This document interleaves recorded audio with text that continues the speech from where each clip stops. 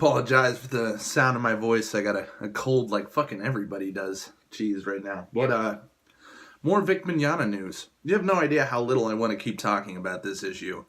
You know, it feels like a little bit of an imposter news issue for me since I really don't care about anime. In fact, I think anime was a mistake. But I know a lot of people who are fans of Vic Mignogna, like huge fans of him and his work.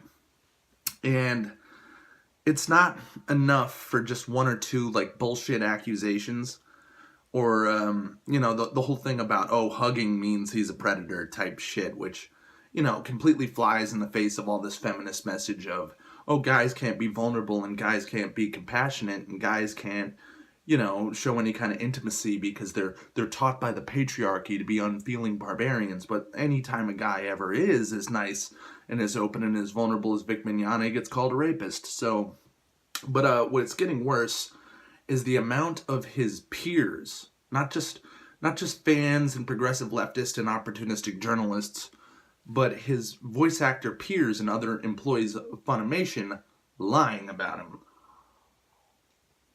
Monica Riel, I don't know exactly how to pronounce her name, who's the voice of Bulma on the new Dragon Ball show that I really do not like.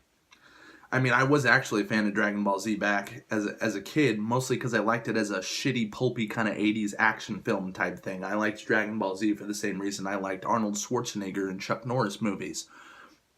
I think Dragon Ball Super is the most ridiculous example of what anime fans call power creep ever to, you know, put to fucking cel-shaded animation. And I think it's really corny fan service, and I think it's terrible, so I don't watch it.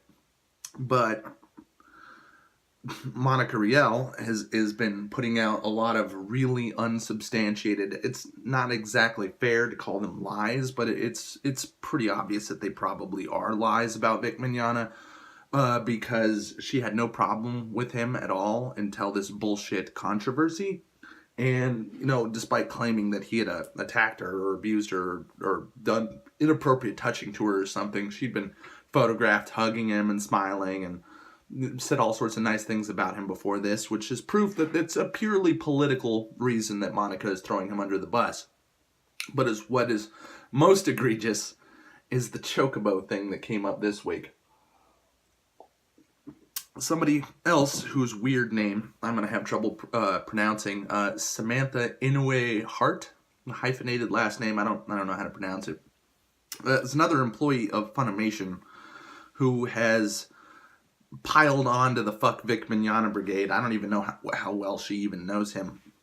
But she would best be known to the average person, apparently, as the voice of the chocobo in the Final Fantasy series. I'm not familiar in the slightest. I never heard of a single other one of her voice acting credits. But I'm not a weeaboo.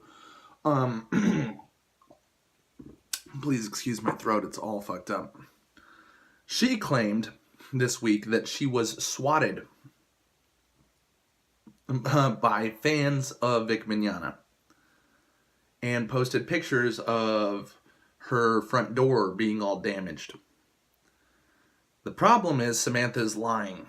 We don't know why she's lying, but she posted pictures of her damaged front door several years earlier in another situation a while back, saying that she had been swatted several years earlier. These are the same photos of her front door, meaning that if she had ever been swatted at all, these are photos of her damaged front door from several years ago. She was almost immediately caught in this lie and set all of her social media accounts to private. There is no depth of depravity or evil that the progressive left will not sink to. Why are these people who are already famous and enjoying a good career, and they're not even journalists, they actually have a steady job, why would they feel the need to destroy their credibility by blatantly, flagrantly, and maliciously lying about somebody who very obviously doesn't deserve it? Just for attention? Well, like I've mentioned in my recent videos on Jussie Smollett, I don't even necessarily think Jussie Smollett faked the hate crime against him for attention. It's almost like these people are so pathologically indoctrinated into the hate cult of progressivism that if reality doesn't suit the narrative, these people will, like obsessive compulsive disorder, they're compelled, like a freaking psychopathic schizophrenic delusion, to try to fabricate reality in order to suit the progressive narrative. Samantha apparently faked a swatting against herself just to make sure that everybody knows that fans of Vic Mignogna are evil, when the opposite is true. The people who are putting Vic Mignogna down and lying about him are evil. And they're evil because they are lying in order to harm somebody who did nothing wrong.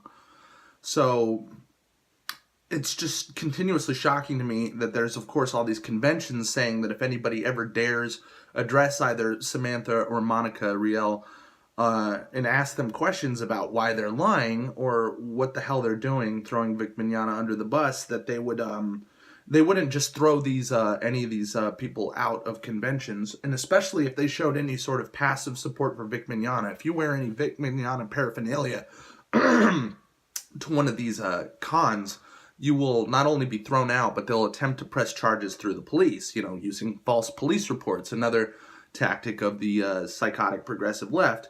And that Monica Riel threatened not just to call the police to anybody who tried to force her to, not even force her, but just ask her to talk about Vic Mignogna. She threatened to call Homeland Security because we are terrorists. These people are psychopaths. So I gotta reiterate, anime was a mistake, and at this point, first of all, Funimation makes terrible anime anyways, and this is coming from a person who doesn't like anime to begin with, so, take it as you will, but I would find it really hard to support Rooster Teeth or Funimation at this point, due to, it's not even just because what happened to Vic Mignogna was wrong, but look at the kind of fucking degenerate freaks, liars, fabricators that work for these companies. It's almost like Vic Mignogna is better off not working with these people. It's like apparently he didn't even know the nest of vipers he was working amongst. It's really disturbing.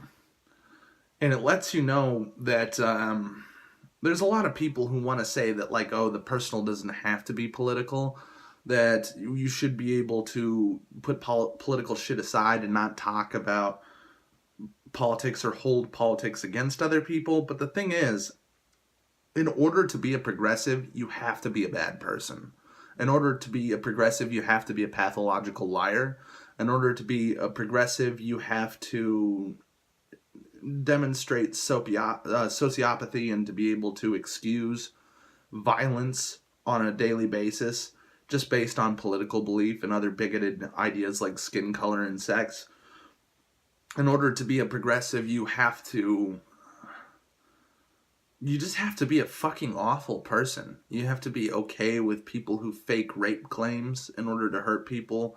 You have to be okay with people who fabricate hate crimes. You have to be okay with people who are hateful by their nature. People who are literally racist, literally sexist, literally even homophobic or transphobic, in order to be okay with the progressive left. Basically, I don't really think it's possible to separate the personal from the political when it comes to these people. And I think that you cannot be a good person and a progressive at the same time very much anymore without just being, at the very least, guilty of being a gullible idiot. So that's all I have to say on the subject. Sorry about the throat and the cold and a long-winded video, but we'll hopefully later this week be back to better content than this. But this is just depressing.